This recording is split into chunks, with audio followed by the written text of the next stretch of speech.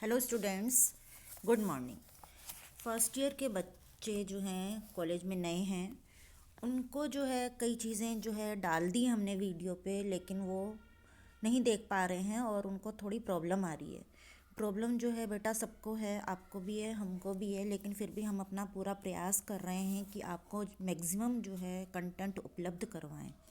तो ये जो क्लासिफिकेशन है फंजाई का, इसके अंदर हमने मेस्टिगोमाइकोटीना और जाइगोमाइकोटीना का कैरेक्टर्स और उसका वर्गीकरण जो है पिछली क्लास में पढ़ लिया था। आज हम उसी को ही आगे बढ़ाते हुए एस्कोमाइकोटीना, यूमाइकोटीना की तीसरी सब डिवीज़न जो है एस्कोमाइकोटीना, आपने टेबल देखी थी पिछली बार, आपको बताई थी, उसके बारे में हम जानेंगे। तो ये जो इसमें जो है इस सब डिवीज़न जो है इसके अंदर जो कवकें आती हैं, उनमें ना तो oospore पाया जाता है और ना ही जाइगोस्पोर पाया जाता है, जैसे कि प्रीवियस हमने दो पढ़ी मेस्टिगोमाइकोटीना और जाइगोमाइकोटीना, बल्कि इसमें एक विशेष प्रकार की संरचना जिसको कि एस्कस कहते हैं पाया जाता है। एस्कस क्या होता है? यह एक थैले के समान संरचना होती है जिसको कि हम एस्कस कहते हैं। यह एक विशेष प्रकार की सैक फंजाई कहलाती है। क्या कहलाते हैं इसको? कॉमन रूप से क्या कहते हैं? थैली के समान संरचनाएं इसमें पाई जाती हैं एस्कोमाइकोटीना में, जिनको कि हम एस्कस, मैंने बताया आपको, कहते हैं। इसीलिए इस फंजाई का कॉमन नाम सैक फंजाई भी है। कई बार वाइवा होता है प्रैक्टिकल एग्ज़ाम में, तो एग्ज़ामिनर पूछ लेता है कि फंजाई के विभिन्न प्रकार के जो सब डिवीज़न हैं उनमें आपके क्या क्या डिफरेंसेस होते हैं, उनको बताओ। तो जब हम पढ़ते हैं तो हम पीछे की चीज़ों को भी रिवाइज़ करते हैं। जब हम पीछे की चीज़ों को भी रिपीट करते हैं तो हमको आगे वाली चीज़ें जो है वो तो याद होती ही हैं, पीछे वाली चीज़ें हम भूलते नहीं हैं। तो इसलिए जो है मेन जो इसके बिंदु थे पीछे के मेस्टिगोमाइकोटीना और जाइगोमाइकोटीना के, वो मैंने आपको फिर से रिकॉल कराए कि मेस्टिगोमाइकोटीना में oospore पाया जाता है, जाइगोमाइकोटीना में जाइगोस्पोर, एस्कोमाइकोटीना में एस्कोस्पोर्स बनते हैं। और ये एस्कोस्पोर जो बनते हैं ये इसमें एक विशेष प्रकार की थैली समान संरचना में बनते हैं। इस थैली समान संरचना को एस्कोमाइकोटीना की एस्कस कहते हैं। इसीलिए इसको सैक फंजाई के नाम से भी जाना जाता है। ठीक हो गया? तो थैली के समान एस्कोस और माइकस दो शब्दों से मिलकर बना है। एस्कोस का मतलब होता है ब्लैडर या थैली, और माइकस का मतलब आप सब समझते ही है कि इसका मतलब होता है फंजाई। तो एस्कोमाइकोटीना ये दो शब्दों से बना है, सैक और फंजाई, सैक फंजाई। तो इसको जो है, अब हम इसके लक्षण पढ़ेंगे। इसमें बहुत सारी प्रजातियां पाई जाती हैं, इसमें लगभग 15,000 प्रजातियां इसके अंदर सैक फंजाई के अंदर पाई जाती हैं, और ये बहुत ही महत्वपूर्ण ग्रुप है फंजाई का, एस्कोमाइकोटीना। अब हम इसमें पढ़ेंगे कि इसके विशिष्ट लक्षण क्या क्या होते हैं।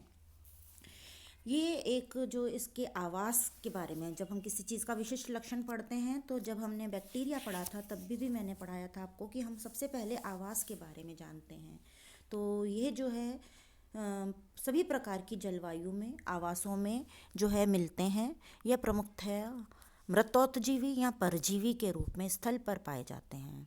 इसी और ये जो हैं, इसके अलावा कुछ जो है आवर्त बीजियों में भी और ब्रायोफाइटा में भी कुछ कवकें पाई जाती हैं। इसके अलावा ये जो एस्कोमाइकोटीना के सदस्य हैं, आपने लाइकेन पढ़ाया होगा आपको दूसरे पेपर के अंदर, तो लाइकेन के साथ में सहजीवी के रूप में भी पाए जाते हैं। अब एक और महत्वपूर्ण जो लक्षण इसका नेक्स्ट हम सेकंड नंबर पे पढ़ने जा रहे हैं, वो है कि इसका जो थैलस है, सुकाय मतलब थैलस, वो अत्यधिक ब्रांच्ड होता है, बहुत शाखित होता है, और इसमें बहुत सारे सेप्टा पट्ट पाए जाते हैं। और प्रत्येक सेप्टा से जो सेल अलग होती है उसमें प्रत्येक में बहुत सारे केंद्रक पाए जाते हैं, बहुकेंद्र की अवस्था होती है इसमें भी। लेकिन इसमें सिनोसाइटिक अवस्था जो कि हमने पिछले दो ग्रुप्स में पढ़ी वो नहीं पाई जाती।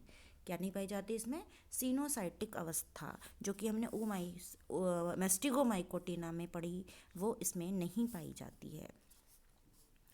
इसके बाद में हम चलते हैं कि इसकी जो भित्ति होती है, सेल वॉल, क्योंकि ये जो है क्लासिफिकेशन में ये लक्षण बहुत महत्वपूर्ण हैं, इसलिए हमें इन लक्षणों को पहले पढ़ना पड़ता है, तभी हम उसके वर्गीकरण को आगे पढ़ पाते हैं। तो कोशिका भित्ति मुख्यतः काइटिन की बनी हुई होती है। इसके अलावा इसके अंदर ग्लूकोज, अमीनो एसिड्स, प्रोटीन्स भी हो सकते हैं। इस प्रकार ये जो एक एक्टिव होती है, इसकी सेल वॉल बहुत ज़्यादा निर्जीव ना होकर एक्टिव रूप से काम करती है। इसमें जो है मैंने बताया था कि मैस्टिगोमाइकोटिना में ही केवल जूस्पोर्स पाए जाते हैं, जो कि मोटाइल होते हैं, चल बीजाणु होते हैं। किसी भी प्रकार के फ्लैजिला वाले स्ट्रक्चर मोटाइल स्पोर एस्कोमाइसिटीज़ में भी नहीं पाए जाते। ठीक है, अब हम नेक्स्ट करैक्टर इसका देखते हैं, जो कि है इसके अंदर जो कायिक जनन भी पाया जाता है। क्या पाया जाता है? कायिक जनन। कायिक जनन होता है विखंडन के द्वारा, बडिंग के द्वारा या बाइनरी फिशन द्विविभाजन के द्वारा। विखंडन क्या होता है कि जो सेल है या फिलामेंट है वो एक्सीडेंटली पानी जो है वो एक से अधिक भागों में टूट जाता है, जिसको कि फ्रेगमेंटेशन कहते हैं। बडिंग क्या होता है? एक कोशिकीय जो सदस्य होते हैं इस फंजाई के, उसमें आउटग्रोथ्स अतिवृद्धियां बन जाती हैं सेल के बाहर की ओर, और प्रत्येक अतिवृद्धि फिर बाद में मुख्य सेल से अलग हो जाती है और एक नई कोशिका को जन्म देती है। जैसे आपने हायर प्लांट्स में देखा होगा कि नागफनी होती है। नागफनी के चारों तरफ बहुत सारी छोटी छोटी कलिकाएं लग जाती हैं, और जब ये कलिकाएं ज़मीन पर गिरती हैं तो नए नागफनी के पौधे बन जाते हैं। सिमिलरली इसके अंदर भी बडिंग होती है। Binary fission. बाइनरी फिशन का मतलब है कि एक कोशिका का दो टुकड़ों में टूट जाना। फ्रेगमेंटेशन में कितने भी टुकड़े हो सकते हैं कोशिका के, बाइनरी फिशन में एक कोशिका के दो ही टुकड़े होंगे। एक फिलामेंट बहुत सारे टुकड़ों में विखंडन में टूट सकता है। बाइनरी फिशन के अंदर दो टुकड़े अगर हो रहे हैं तो उसको हम बाइनरी फिशन कहेंगे। इसके बाद हम देखते हैं इसमें अलैंगिक जनन। इसमें अलैंगिक जनन जो होता है ये कोनिडिया कहते हैं, बहिर्जात। मतलब जो है ये कोनिडियोफोर पर कुछ गोल गोल संरचनाएं बनती हैं, जिनको कि कोनिडिया कहते हैं, उनके द्वारा होता है। अभी हम इसका चित्र देखेंगे कोनिडिया का।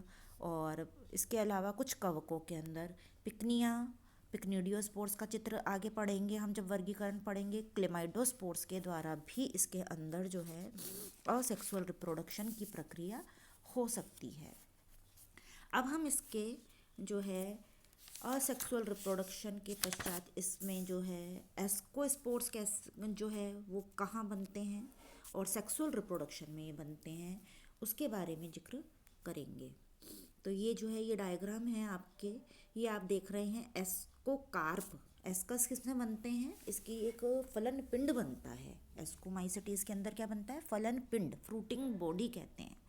अलग अलग प्रकार की अलग अलग फंजाई में पाई जाती हैं ये फ्रूटिंग बॉडी। पहले डायग्राम में आप देख रहे हो एक गोल बोल के समान आपको स्ट्रक्चर दिखाई दे रहा है। दूसरी इस जगह उसके नीचे आप आएंगे तो आपको एक फ्लास्क के आकार की संरचना दिखाई दे रही है। उसके नीचे आप चलोगे तो आपको एक डिस्क दिखाई दे रही है। तो अब हम पढ़ते हैं कि ये क्या है, ये जो स्ट्रक्चर्स बने हैं, और इसके नीचे आपको फिर से एक ओपन फ्लास्क जैसा स्ट्रक्चर दिखाई दे रहा है। ये क्या संरचनाएं हैं, इनको क्या कहते हैं और इनका क्या महत्व है? पहली जो अवस्था जिसको कि हम इसके अंदर हम कहते हैं कि एस्कोस्पोर्स और एस्कस बनते हैं। तो ये एस्कोस्पोर्स और एस्कस कहाँ बनते हैं? जहाँ पर ये एस्कोस्पोर्स और एस्कस बनते हैं उस स्ट्रक्चर को एस्कोकार्प कहते हैं। तो इसका जो एस्कस है और इसमें एस्कोस्पोर्स बनते हैं, ये एस्कोमाइकोटिना का मुख्य लक्षण है, मुख्य कैरेक्टर है। इसी पर ही ये जो है आगे विभेदित है, आगे इसका विभाजन किया गया है। एस्कोस्पोर्स जो होते हैं ये केंद्रक संलयन, कैरियोगेमी जिसको कहते हैं, और मियोसिस के बाद बनते हैं, क्योंकि ये एन प्रकार के होते हैं। एस्कोस्पोर्स कैसे होते हैं? हैप्लोइड, एन प्रकार के होते हैं। तो हैप्लोइड के लिए पहले कैरियोगेमी होती है। कैरियोगेमी मतलब दो केंद्रकों का फ्यूज़न। सेक्सुअल रिप्रोडक्शन में क्या होता है? मेल और फीमेल केंद्रकों का फ्यूज़न, तो उसको कहते हैं कैरियोगेमी। उसके बाद में वो 2n संरचना जो कैरियोगेमी से बनती है, that is divided by meiosis. Meiosis मतलब अर्धसूत्री विभाजन। अर्धसूत्री विभाजन के द्वारा विभाजित होती है और एस्कोस्पोर्स, 8 स्पोर्स उससे बनते हैं। कैरियोगमी के बाद में अर्धसूत्री विभाजन होता है और 8 स्पोर्स बनते हैं। इन 8 स्पोर्स को ही एस्कोस्पोर्स के नाम से हम जानते हैं। ऊपर आप चित्र देखिए, हर एक थैली जैसी संरचना जिसको कि हम एस्कस कहते हैं, उसके अंदर आप स्पोर्स को गिनिए। हर एक के अंदर आपको 8 स्पोर्स मिलने चाहिए। आपको भी जब डायग्राम बनाना है गिन के 8 ही बनाने हैं। अगर आप 8 से कम बनाएंगे तो वो डायग्राम आपका गलत हो जाएगा। लेकिन कुछ प्रजातियों में इसकी संख्या, एक्सेप्शंस सब जगह पाए जाते हैं, 1 से 1000 तक भी हो सकती है।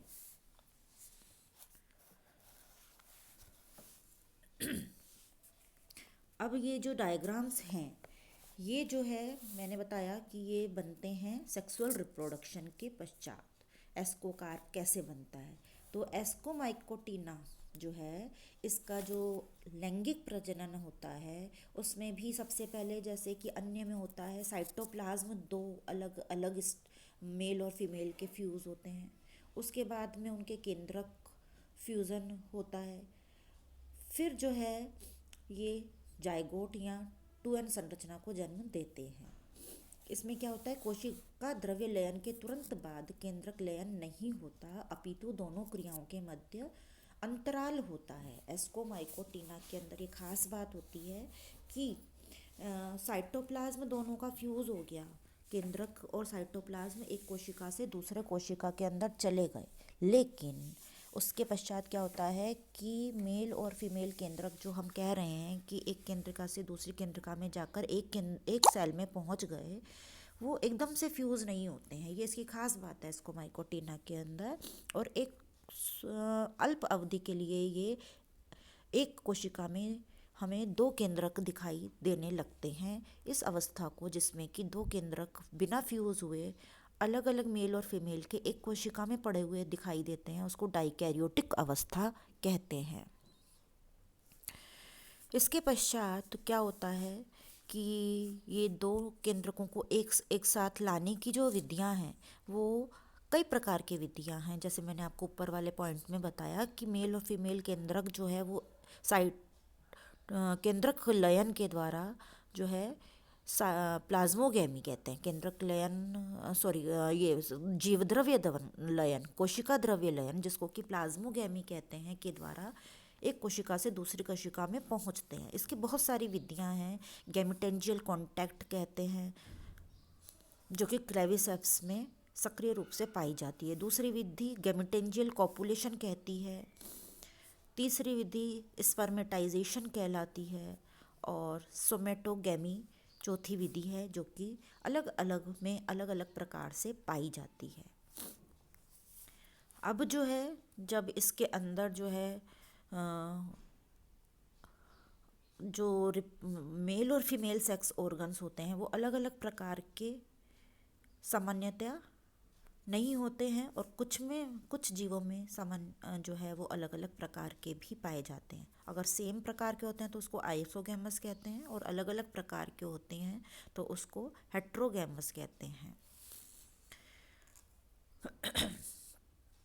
अब इसके बाद में क्या होता है कि ये जो मेल और फीमेल केंद्रक है प्लाज्मोगैमी के द्वारा एक साथ आ जाते हैं, एक कोशिका में आ जाते हैं, तो वह कवक सूत्रों के द्वारा जो है जो है चारों तरफ से घिर जाते हैं। फिर उसके बाद में एक संरचना बन जाती है जिसको कि फ्रूटिंग बॉडी कहते हैं। इस फ्रूटिंग बॉडी को ही इसमें एस्कोमाइसिटीज़ में हम एस्कोकार्प कहते हैं। अब ये ऊपर जो चित्र बनाए थे, ये फ्रूटिंग बॉडी कैसे बनी, सेक्सुअल रिप्रोडक्शन के पश्चात जो है प्लाज्मोगैमी के पश्चात उसके जो फिलामेंट्स थे फंगस के, उन्होंने उस सेल को जिसमें प्लाज्मोगैमी होती हैं उसको चारों तरफ से वो घेर लेते हैं और एक संरचना बन जाती है जिसको कि एस्कोकार्प कहते हैं। ये एस्कोकार्प जो है, ये आप देख रहे हैं कि हमें 4 प्रकार की संरचनाएं दिखाई दे रही हैं। पहले गोल, ये जो गोल आपको दिखाई दे रही है इसको हम क्लेस्ट्रोथीशियम कहते हैं। बॉल के आकार की। ये चारों तरफ से बंद होती है, इसमें कोई भी ओपनिंग नहीं होती है। इसके अंदर जो थैली के समान संरचनाएं हैं एस्कस, उसमें आपको एस्कोस्पोर्स दिख रहे हैं। जब ये मैच्योर हो जाते हैं तो ये बॉल की वॉल फट जाती है, फिर इसमें से जो है एस्कोस्पोर्स एस्कस में से बाहर निकलते हैं। दूसरी संरचना एपोथीशियम। इसके अंदर फ्लास्क के आकार की संरचना होती है, जिसके आधार पर आप देख रहे हैं कि एस्कस पाए जाते हैं, सैक जैसी संरचनाएं पाई जाती हैं, जिनमें कि एस्कोस्पोर्स दिखाई दे रहे हैं। दो एस्कस के बीच में आपको देखो पैराफाइसिस लिखा हुआ दिखाई दे रहा है, और ये पैराफाइसिस जो होता है ये स्टीराइल होते हैं, जो कि एस्कस में परिवर्तित नहीं होते हैं और दो एस्कस को एक दूसरे से अलग करते हैं। इसकी जो वॉल आपको डबल लेयर दिखाई दे रही है, इसको पेरिथीशियल वॉल कहते हैं। और इसके नेक जो है, यहाँ पर आपको कुछ हेयर्स दिखाई दे रहे हैं, इनको पेरीफाइसिस कहते हैं। और ये बाहर से एक छिद्र के द्वारा खुलती है, इस छिद्र को ओशियोल कहते हैं। तो इस तरह से ये नेचुरल ओपनिंग होती है। जब ये मैच्योर होते हैं इसके अंदर एस्कस में एस्कोस्पोर्स, तो ये ओशियोल के द्वारा ही बाहर निकल जाते हैं। नेक्स्ट जो स्टेज है इसके अंदर वो है एपोथीशियम।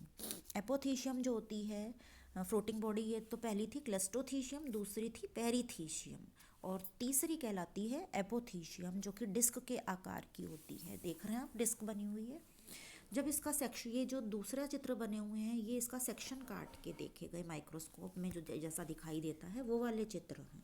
तो ये डिस्कोमाइसिट एपोथीशियम जो होती है डिस्क के आकार की, इसके अंदर आपको नीचे की ओर एक डिस्क दिखाई दे रही है, और उसके ऊपर लगे हुए आपको एसआई दिखाई दे रहे हैं, और दो एसआई के बीच में आपको पैराफाइसिस भी लगे हुए दिखाई दे रहे हैं।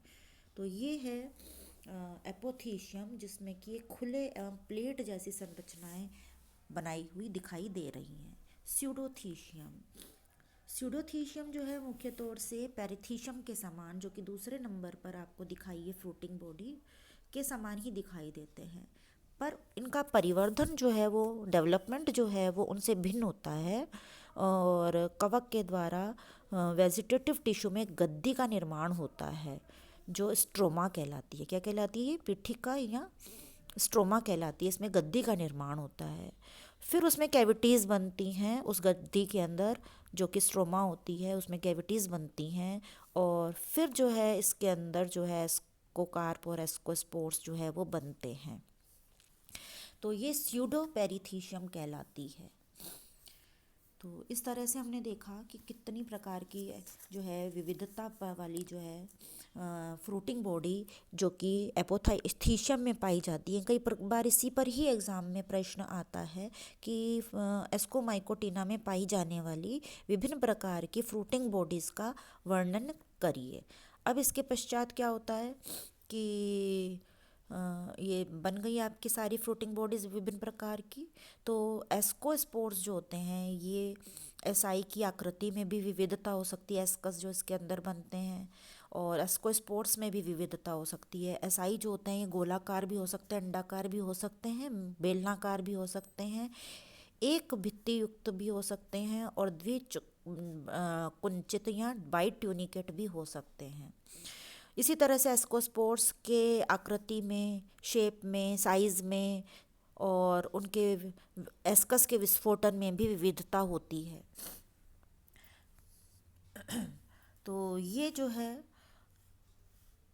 इसके विभिन्न प्रकार के फ्रूटिंग बॉडीज़ कैसे बनती है उसके बारे में हमने अभी पढ़ा, और विभिन्न प्रकार के फ्रूटिंग बॉडीज़ के बारे में भी जाना, असेक्सुअल रिप्रोडक्शन के बारे में भी जाना, वेजिटेटिव रिप्रोडक्शन के भी बारे में हमें पता चला। तो इस तरह इसमें बहुत ही बढ़िया, बहुत ही सुंदर प्रकार का जो है फ्रूटिंग बॉडीज़ पाई जाती हैं, जिसको कि क्लासिफिकेशन में हम किस प्रकार से काम में लेंगे वो हम नेक्स्ट वीडियो में पढ़ेंगे। आज के लिए ये जो फ्रूटिंग बॉडीज़ हमने पढ़ी, इस यहाँ तक बहुत है, आगे हम नेक्स्ट क्लास में पढ़ेंगे। Thank you.